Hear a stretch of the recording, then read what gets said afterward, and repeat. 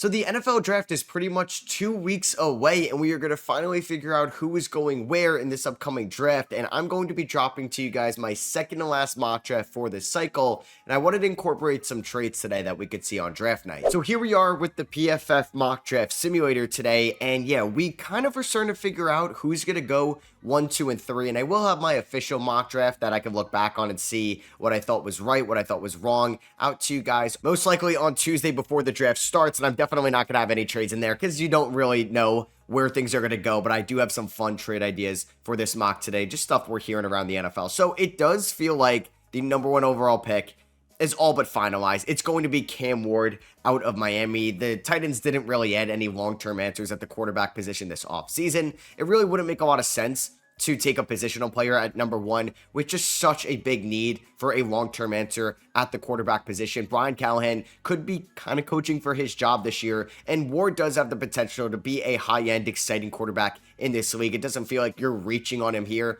Is he as good of a prospect as maybe a Caleb Williams or Trevor Lawrence or some of the quarterbacks we've seen come out of college in the past? No, but he does have the high-end potential where he could be a franchise quarterback one day. And even if he's a Dak Prescott or something like that in that type of tier of quarterback, you definitely take that because it could be a lot worse. Just look at picks 2 and 3 of the 2021 NFL draft. So I feel like the Browns are probably upset here. Maybe they wish they lost one more game throughout the regular season. They did re-sign Myles Garrett, gave him $40 million a year on a new extension. They didn't trade for him. Maybe at that price tag, he's going to play quarterback for them. But it does feel like Andrew Berry, that GM, that front office, really does like Travis Hunter here out of Colorado with the 2nd overall pick. It's still TBD where he's going to play. Are they going to put him at corner? Are they going to put him at receiver? I've read some good ideas where they could start him out at receiver. And then if there are a bunch of cornerback injuries by maybe week 5 or week 6, maybe Denzel Ward goes down with an injury, or maybe just somebody they need depth for, you can insert Travis Hunter throughout the year because of his great experience at the cornerback position and how elite he was at that in college. They don't have a wide receiver 1, but Travis Hunter can be a good wide receiver in this league. I'd prefer to play him at corner, but it does feel like the Browns do like taking Travis Hunter over Shedeur Sanders, his Colorado teammate with the 2nd overall pick, or taking another edge rusher like Abdul Carter, number 2 overall. So those are the first 2 picks. The Giants at number 3.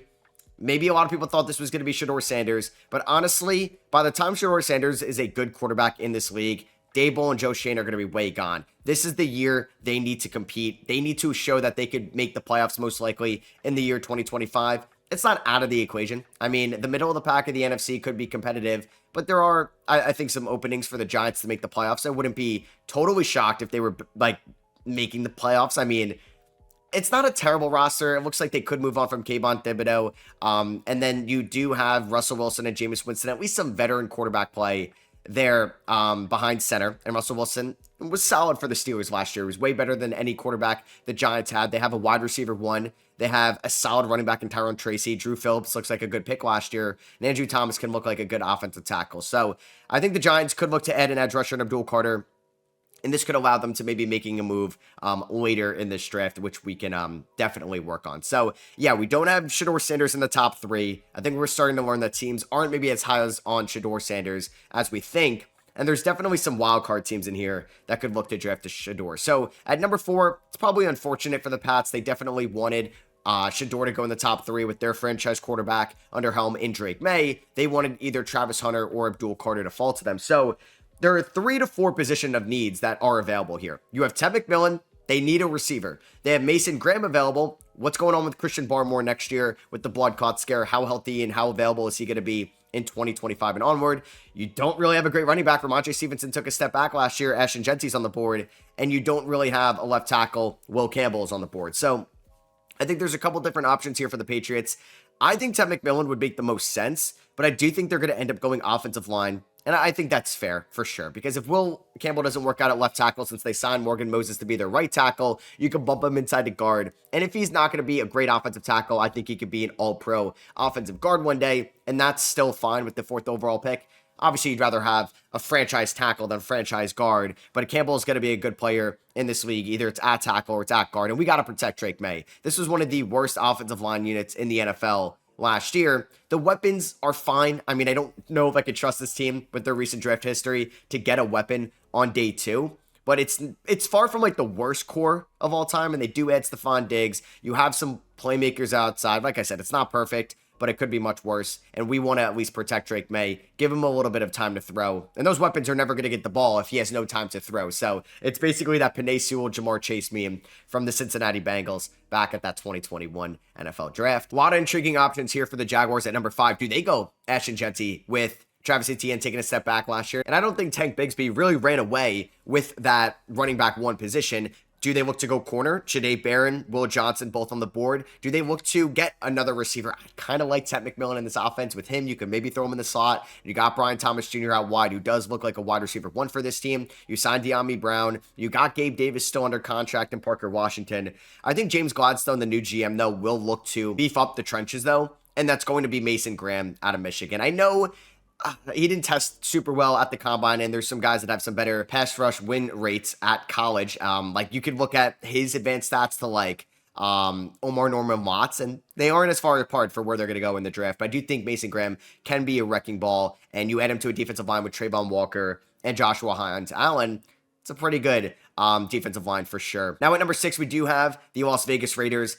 I mean, their secondaries, it's pretty bad on paper. It's definitely a work in progress. I do think there's a chance that they could end up getting a cornerback early on day 2 in the second round. I think there's some guys that could definitely fall through there if they like Thomas from Arizona State, Revel from East Carolina. I don't know if he's going to fall there. Darian Porter.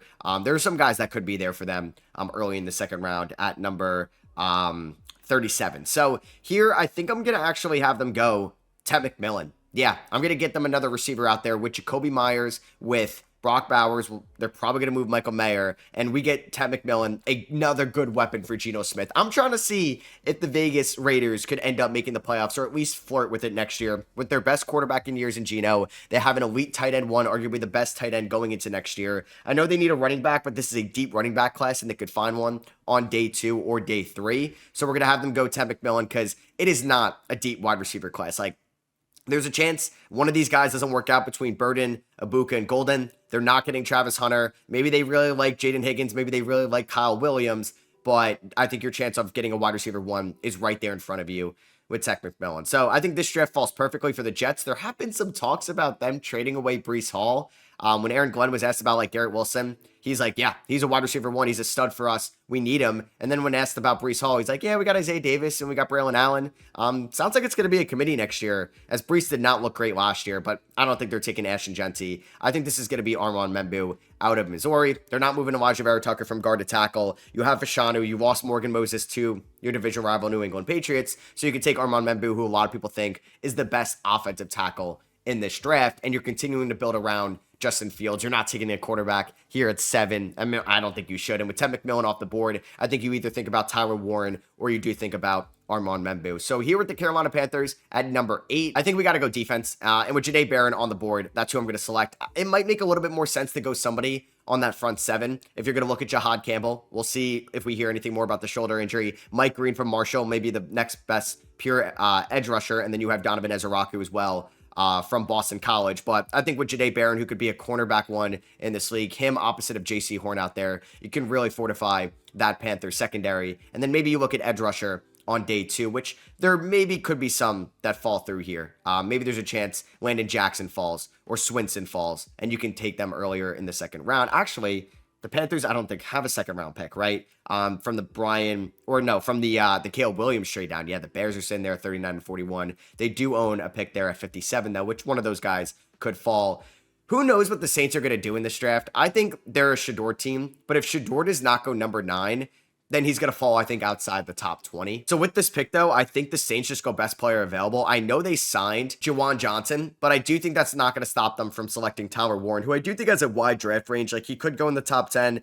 I think he definitely goes in the top 14. Like, I can't see him falling past Indianapolis there at 14. But yeah, I'm going to have Tyler Warren, probably maybe their number 1 player on the board. Like, Ashton Jeanty could also see that as well, and that could also make Chicago trade up if they view that as an option. So we're going to have Chicago. I mean, maybe it's just because I want to see this. I want to keep mocking it. Ashton Jeanty to the Bears. Really complete that offense with Ben Johnson, the new head coach of that team.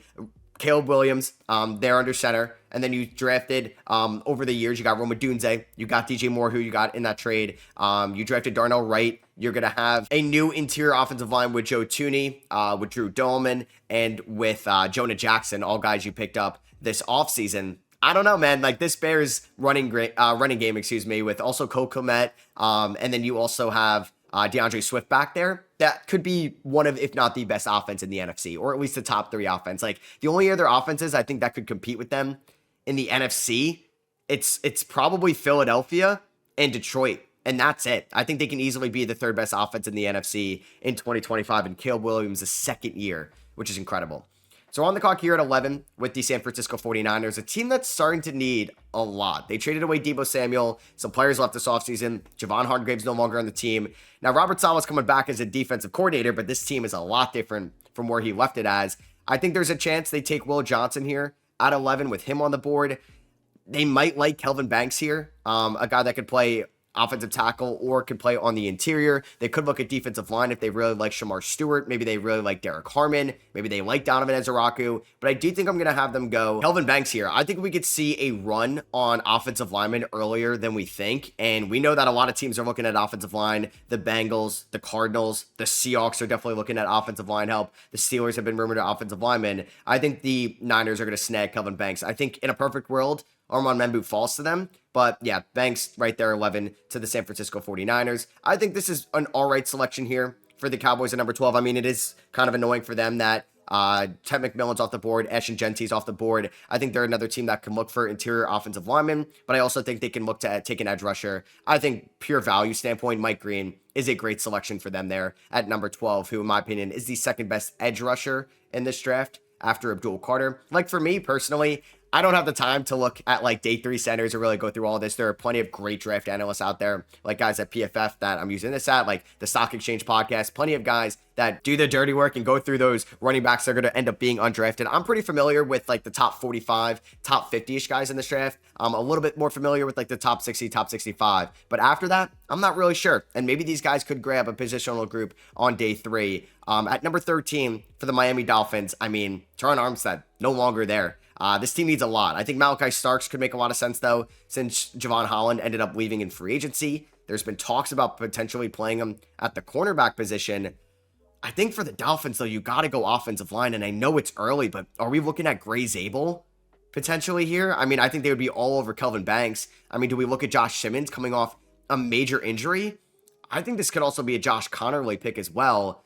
Man, there's a lot that the Miami Dolphins need, and I think I'm going to have them go offensive lineman. I think there's just a little bit too much risk with Simmons coming off the injury, and this team wants to compete next year. It's not sexy. It's not flashy. I'm going to have them go Gray Zabel. I really like the James Daniels pickup, and I do think Aaron Brewer is a great offensive lineman as well, but that offensive line group needs help. So we're on the clock here at 14 with the Indianapolis Colts. I think a pick that would make a lot of sense would be Colston Loveland out of Michigan, but I think with Malachi Starks on the board or Jahad Campbell, they're going to prefer one of those 2 selections. I think I'm going to have them go, I'm going back and forth here.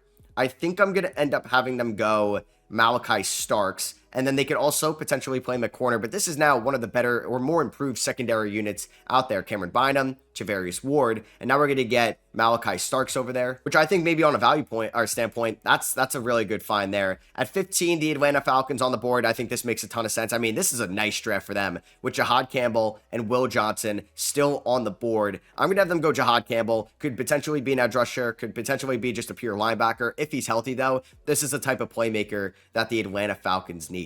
So on the clock here at 16 with the Arizona Cardinals, I think we're going to have them select Will Johnson. I think the fall is going to be there. Yeah, they could maybe look to take a Kenneth Grant or Walter Nolan. Maybe they do like an interior offensive lineman on the board, but I think you're getting somebody that has CB1 upside in this league, and him and Garrett Williams out there. Hey, that's a fun cornerback duo because Garrett Williams was really good last year. On the clock here at 17 for the Bengals, they desperately need offensive line help on the interior, and they desperately need defense, 100%. Could this be Tyler Booker? Could this be Donovan Jackson, a little bit high as well, potentially, at here at 17, but I think there's going to be a run on these guys if you think you can push them inside and just be an overall offensive guard for them. But I think I'm going to look at defensive line, and I think I'm going to have Kenneth Grant go here out of Michigan. So we're on the clock here at 18 with the Seattle Seahawks. They picked up a second from the Pittsburgh Steelers in the DK Metcalf trade. Another team that also kind of desperately needs offensive line help. I like Donovan Ezeraku here. I like Shamar Stewart here as well. But then do they end up going offensive line just based on the need? But do they reach on a Tyler Booker? Do they think Connerly or Simmons could be that guy? I mean, they don't really need a tackle right now, and I don't think they're going to bump Lucas or Cross inside. Definitely not. So I think you're looking at one of these guys here. Could you play them at guard? I mean, there's a chance, there's a possibility, but I think I'm going to have them address that hypothetically on day 2. And I think I'm going to have them go Donovan Ezeraku, the speed edge rusher out of Boston College, get him on that defensive line with Williams and Murphy. And now we can have, honestly, a really much improved defensive unit because the secondary is in a solid position as well. And maybe the Buccaneers would be a little bit upset about that. I think they think about Ezeraku. Next up, I'm going to have my first trade here. I'm going to have the LA Chargers trade up to guarantee themselves one of Harbaugh's former players, and that's going to be Colston Loveland out of Michigan. Yeah, we're going to have Colston Loveland go to the Chargers, making sure nobody else trades up, making sure that the Broncos don't get funny with that. The Steelers are looking for another weapon. No, we're going to have Colston Loveland, who could be a great vertical threat and could also be a good run blocker for a team that wants to pound the rock there. And yeah, that'd be a fun Marion Hampton team, but I really like that at 19. And the Broncos, I think they think about Loveland, but I think they're also okay with maybe looking at running back here. I'm excited about maybe Omarion Hampton. Maybe they look at receiver as well. But I think this is going to be the Omarion Hampton pick here at number 20, who I do think is the second best running back in this class. I mean, that's not a shocker. That's not a hot take by any means. But I think people get a little bit hot takey. I mean, people do really like Trayvon Henderson. I mean, I'm not the biggest fan of Cam Scatabo this early. I think you need the design system for him. So here at 21 for the Steelers.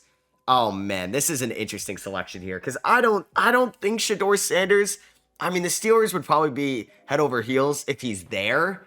More comfortable about taking Shedeur at 21 than Jalen Milroe or Jackson Dart there at 21. I'm going to assume Aaron Rodgers is their quarterback next year. But the Steelers, I mean, they can't roll into next year with Mason Rudolph. This team desperately needs help at the quarterback position. I thought in this, I was going to have the Cleveland Browns maybe trade up with Minnesota at 24 to take Shedeur. But now I'm thinking, like, would Minnesota have to trade up, or Cleveland have to trade up twice, trade up with Minnesota, and then try to leapfrog another team that doesn't want to give up a first-round pick to end up getting Shedeur Sanders? I think that's also a possibility as well. I don't think the Steelers would trade with the Browns here to get Shedeur in the division. Would the Giants look to trade up as well? I mean, they have picked 34. The Steelers do not have a second-rounder, so, I mean, I'm sure the Steelers would think about it. I mean, I'm sure they would love to get 39 and 41 here, but why would the Bears trade up specifically? I mean, unless it's like a Dallas Turner type thing. I don't know if the Bears want to trade up.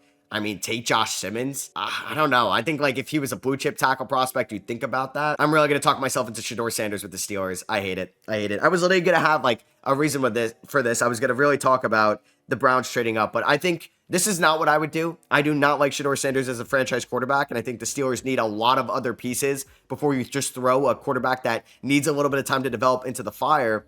I mean, they have fine weapons. They don't have really the best running game. It's Kenneth Gainwell and Jaylen Warren. The offensive line's improved, but man, am I not the biggest fan of that whatsoever. So at 22 here for the Tampa Bay Buccaneers, I think we can look at defense for them specifically. I think they could look, or I think they can maybe honestly try to hit the home run here with Shamar Stewart. I know maybe not the best scheme fit for them in the world, but if he hits his top potential percentile, I think that could be a steal of a draft value-wise at 22. And I think they have a fine enough defensive line where it's not the end of the world. At 23 for the Packers, I mean, I think they're a team that could also look to take a receiver, and all three of these guys are on the board. I think best wide receiver one upside is probably Luther Burden. I think the safest upside is Emeka Ibuka, but I think Matthew Golden is such a wild card here, but I just don't think, like, what comes up on tape, that 40-yard dash he had, it's like, he's fast, right? Don't get me wrong, but I don't know if he's wide receiver one fast for him to go above these other guys. I like Emeka Ibuka to the Packers there at 23. And yeah, I'm going to have them take a first-round wide receiver. No, we don't really see that. So we're going to have another trade here. We're going to have the Minnesota Vikings trade with the Cleveland Browns. I'm going to do like the top 10 picks in the second round, maybe up to the Chicago Bears second round pick, because I do want some of these picks to kind of come in handy. So I'm going to trade 24, but like, how much are you getting here? Maybe you get 94, because yeah, the Vikings do not have a lot of picks here. So you're going to get maybe the third from Buffalo. Or, I mean, that's not even, like, yeah, right at the end there. I don't think you're getting 67 for 24, unless this was for a quarterback. So maybe you throw in 104 as well. Hypothetically, that's why the Vikings, I think, will trade down. I mean, the Browns would trade up for Shador, but like, I don't think they're trading up now for a quarterback. Like, you're not trading up for Milrow or anybody like that. But this team desperately needs offensive line help. And I think, I mean, you get Travis Hunter, would be cool to have Shador there. But I also think with a lot of offensive line questions, and maybe they end up taking a quarterback in round 3, we got to protect him. And I think a lot of teams, including the Rams, the Texans, are going to be all over Josh Simmons. So the Browns are basically trading up for him. And I think that would now force the Texans' hand to take Josh Connerly after trading away Laremy Tunsil. I know they signed Cam Robinson, but they need another tackle there. We're on the clock here with the Rams at 26. Wondering if we'd get another team to trade up to maybe get a receiver. I thought about maybe the Patriots here at 38 because the Patriots have the 77th pick from the Falcons. So maybe we're going to force that trade as well. And like the pick value doesn't have to be extremely accurate. It's just the idea of the Pats trading back up into the first round. I mean, if a Marion Hampton was on the board, I would love that. But they're going here to get, I think, the vertical deep threat in Matthew Golden for Drake May, who's got a great arm, and you addressed offensive line at 4. You didn't go Ted McMillan, so you're able to end up moving up a little bit with that draft capital, that excess capital you have. So now you've added Will Campbell and Matthew Golden in this draft. I'm sure they'd be fans of that for sure, 100%. I mean, for the Titans, I'm not sure if Luther Burden would fall to them at 35. I wouldn't mind them getting a weapon for Cam Ward. With the Ravens thinking about trading down, I don't think the Ravens would take another receiver in the first round. They've done that over the last few years. I think they're going to look for just an upside pick here. I mean, Jalen Walker is on the board. I mean, I think Savone Revel could be the option out of Carolina, East Carolina. I think there's a chance he's going to go at the end of the first round based on the talent he had. And now people are learning that he is a first round talent, but he did suffer that ACL tear at East Carolina this year. I think the Lions could also be a trade down team, maybe try to accumulate some assets. So yeah, why not? Let's have the, I know they shouldn't trade a lot here, but maybe you can move like 103 or 120. Maybe since you have 120, you're okay moving 103. Now let's move 120 and we can move like a future 6th, basically for, yeah, 35, or it's going to be 35 and 120 to move up 7 spots here with the Detroit Lions. The Lions get another pick as they're getting a little bit more expensive. They won't have as many possibilities as to really add on the margins there. And I'm going to have a very fun draft here with the Tennessee Titans. We're getting Luther Burden and we're getting Cam Ward in the same draft. Yeah, so you're going to have Luther Burden. You're also going to have Calvin Ridley out there, Tony Pollard, Tajay Spears, at least an improved offensive line, you'd hope, with Skoronski, Latham, Cushenberry. Like, there is talent there, and they've signed Dan Moore to a bunch of money, and now you get possibly a wide receiver 1 in Luther Burden. I'm a fan of that. So here we are on the clock with the Commanders at 29. I think they could have been all over a receiver as well, but I would like for them to add another corner. I know you have Sam Ristel and you have Marshawn Lattimore, but Lattimore, you know, getting up there in age, I don't think it would hurt to take another corner. I like Benjamin Morrison. I like Azariah Thomas. I'm going to actually have them go Trey Amos, who I think could still go in the first round. That's somebody that's mocked around that range. It seems like it's going to be a defensive pick here for the Buffalo Bills. Larry Ogunjobi already got suspended this year. I mean, I love Derek Harmon in this draft, and I think he could be in play there just to beef up that defensive line even more with him and Oliver. You got Gregory Rousseau on that front. The Chiefs need an offensive lineman desperately, and I think Donovan Jackson would probably make the most sense with pretty much all the other good offensive tackles off the board. We'll see how Jalen Moore is going to look. It was a backup last year. They traded away Joe Thuney. I think Jackson could play outside or inside. And then here at 32, probably a top 15 talent, pretty much best available for the Eagles here at 32. Could this end up being a Nick Warrior pick? I feel like the hype is kind of died down a little bit, but let's just go Jalen Walker. Makes a ton of sense. I think Jalen Walker, okay, so he's a polarizing prospect to me because I think he could go in the top 10 and there's one spot and that'd be 8 to the Panthers. But since I had Jahdae Barron on the board, I think that made a lot more sense. I don't know if I could see him going to any other team here until the end of the first round. So I'm just going to do this mock till 41 because I want to still pick for some of these teams for you guys that I traded out of. So I think Walter Nolan could make sense for the Vikings. I know they traded for Jordan Mason and they brought back Aaron Jones. So I don't think they would go a running back. I mean, they could look for more cornerback depth. Maybe Benjamin Morrison isn't ready right away, but over the course of the year, it could be look like a good ad for them. The Giants at 34. So we ended up getting Abdul Carter there at 3. I'm not going to take Jackson Dart or Jalen Milrow. I just don't think that'd be really wise for them. I mean, we could really beef up this defensive line even more with Walter Nolan. I don't know if they would go Tyler Booker here. I don't think Ariante Ursary. So I'm actually going to have them go Azariah Thomas, who I do think could be a good cornerback out there with Paulson Adebo and Drew Phillips. So we've really beefed up that cornerback room. And then they also signed Javon Holland. Here at 35 with the Lions, this was obviously a trade down. I think James Pierce, this is probably the fall for him, who can go a lot higher for sure. At 36 with the Jaguars earlier, we ended up getting Mason Graham on the defensive line. I think they could look at a receiver, and I really like Jaden Higgins out of Iowa State. That could be a potential pick. Or honestly, let's actually have them snag Nickum and Wari, who PFF is starting to not like that much. I guess the hype has died down a little bit on him. 37 with the Raiders. We ended up going Ted McMillan earlier at 6. I kind of want to get a running back, but I said before, if I don't take a corner there, I should take a corner here. So I'm going to take Maxwell Harrison, a combine standout. Maybe he's going to be more of a slot corner when it's all said and done.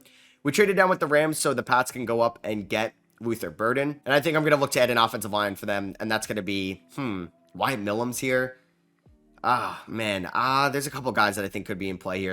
I think I'm just gonna have them take Arian Ursary. At 39, this is fun for the Bears. I'm gonna get Walter Nolan, who probably isn't gonna fall this far on draft night. But man, if they can get Walter Nolan at 39 or Derek Harmon, add him with Ashton Genty there. Oh my God, and you pick there at 41. Like, the Bears really are gonna be, I think, a big favorite next year. We're on the clock here at 40 with the Saints. I think another team that could just look to go for traits over like production. And I think they'd make a lot of sense. Like Landon Jackson could be a guy. But I'm going to have them go Michael Williams. And then the last pick of this draft, we're going to do, to Jets fans and Niners fans, at 41 for the Bears, maybe could go Kevin Winston. I mean, I took Ashton Genty. I took Walter Nolan, hit some of those defensive needs. I mean, it doesn't hurt to just go for some offensive line depth. And that's going to be Tyler Booker there at 41. So that is going to be my first round mock draft, or a mock draft with trades. And I just wanted to do some of the trades that I made in this video. Like, I still wanted to pick for the Rams, wanted to pick for the Titans, etc. So hope you guys did enjoy. Let me know what you guys think of the picks that I made for your favorite team. Do you like it? Do you dislike it? Let me know down below. If you guys did enjoy it, appreciate you dropping a thumbs up and hit that subscribe button for more draft content. Like I said, my final mock draft will probably come out Tuesday before the draft, and I'll catch you guys in the next one. Peace.